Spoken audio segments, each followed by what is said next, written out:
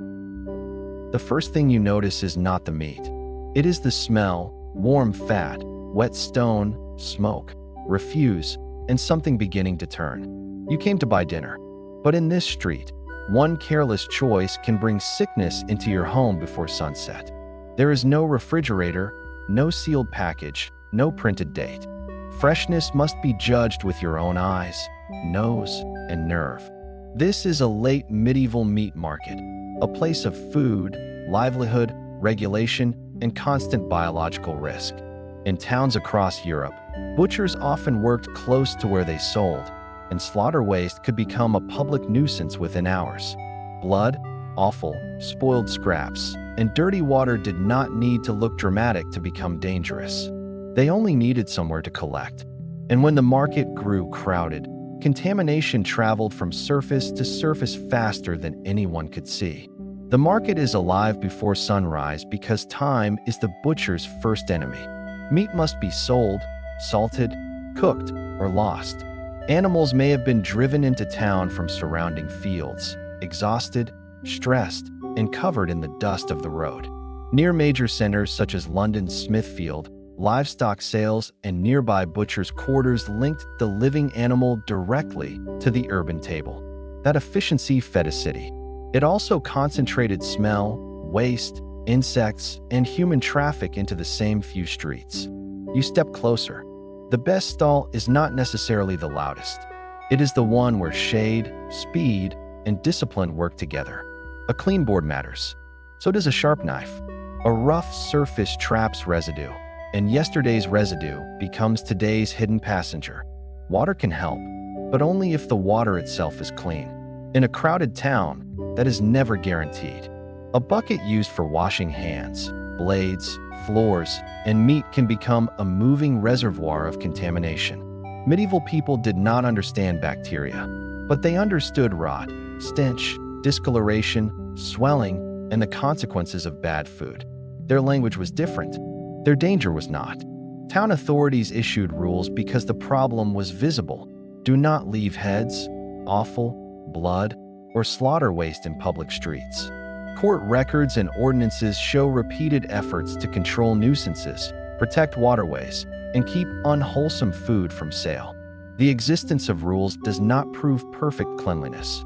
It proves that people knew the stakes were high. Enforcement depended on place, season, wealth, manpower, and whether anyone was willing to report a powerful trader. So your survival begins with observation. Is the meat shaded? Is the board dry? Are insects gathering? Is the smell sharp or sweetly wrong? In cold weather, time moves more slowly. In summer heat, the market can change between morning bell and noon. Heat softens fat, accelerates decay, and makes every delay more dangerous. Flies are not just an annoyance. They move between refuse, surfaces, and food, carrying what the eye cannot detect. Dust settles. Fingers touch coins, ropes, doors, knives, and dinner. The chain is ordinary, and that is why it works. Now the butcher lifts a cut for you to inspect. You have seconds to decide whether confidence is skill or performance. Color can mislead. Smoke, salt, spices, and dim interiors may hide what daylight would reveal. Smell can warn you, but crowded streets are already thick with smoke, tallow, fish, dung, wet wool, and open drains. The market does not offer one odor. It offers a battle of odors. Texture matters. Meat that is unusually sticky, slimy, or soft may already be past the point where cooking can save it.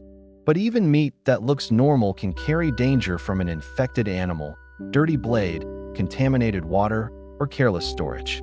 That is the nightmare. The most dangerous threat may be invisible until your body begins to fail. Hours after the meal, cramping can begin. Then vomiting, fever, weakness, dehydration, and no modern emergency room waiting nearby. Your body becomes the only barrier between a contaminated meal and a fatal cascade. The greatest immediate danger is often not the pain. It is the water leaving your body faster than you can replace it.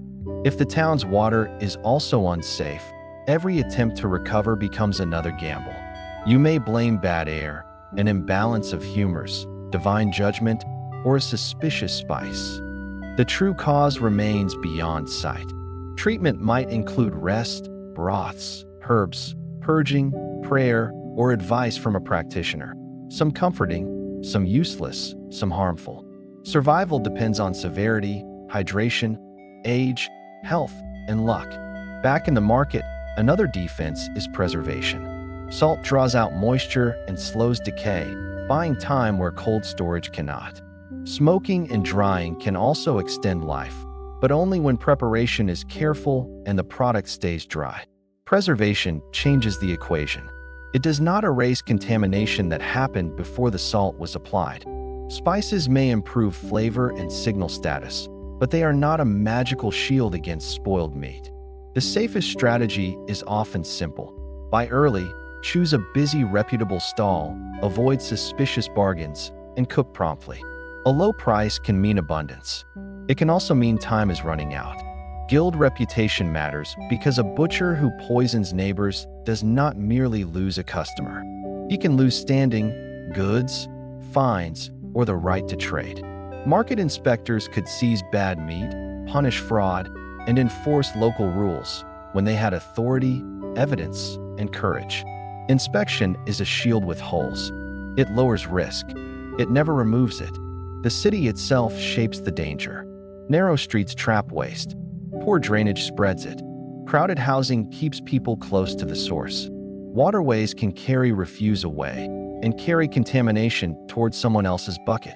This is why authorities repeatedly tried to move slaughter, dumping, or noxious trades away from sensitive streets and water sources. But distance costs time and money. Commerce always pushes back toward convenience.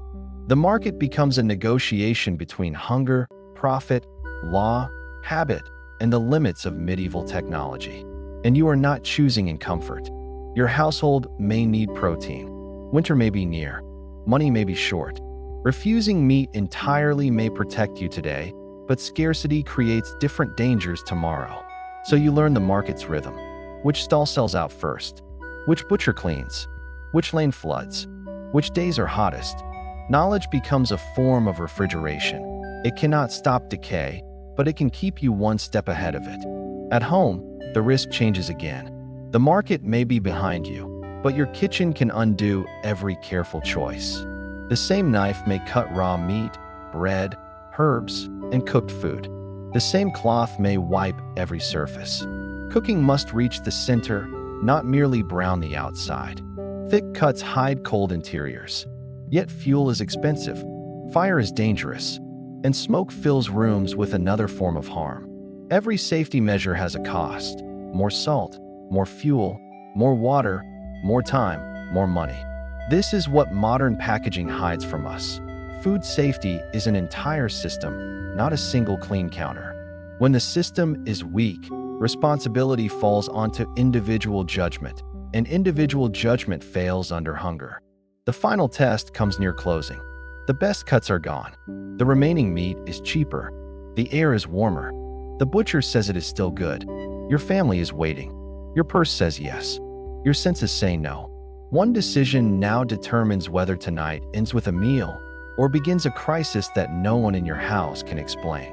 You walk away. Hunger is uncomfortable. Poisoning can be catastrophic. Survival sometimes means accepting the smaller danger. Not everyone had that choice. Poverty forced many people to bargain with risk every day.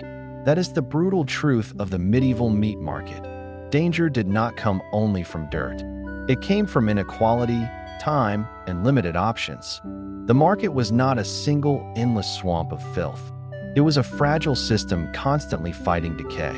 Rules, reputation, salt, shade, speed, cooking, and experience kept countless meals safe enough. But safe enough is not the same as safe. Your body is still the final test. The past offers no laboratory result before you take the first bite. You survive because you watched the stall, trusted no bargain blindly, cooked with care, and walked away when doubt became stronger than hunger. In another town, another season, or with one weaker decision, the ending could have been different. The medieval meat market fed the city. It also tested every person who entered it. One bad cut, One dirty knife. One warm afternoon. One mistake could change everything. The question is not whether the market looked frightening. The question is whether you would recognize the danger before it entered your home. Could you survive this?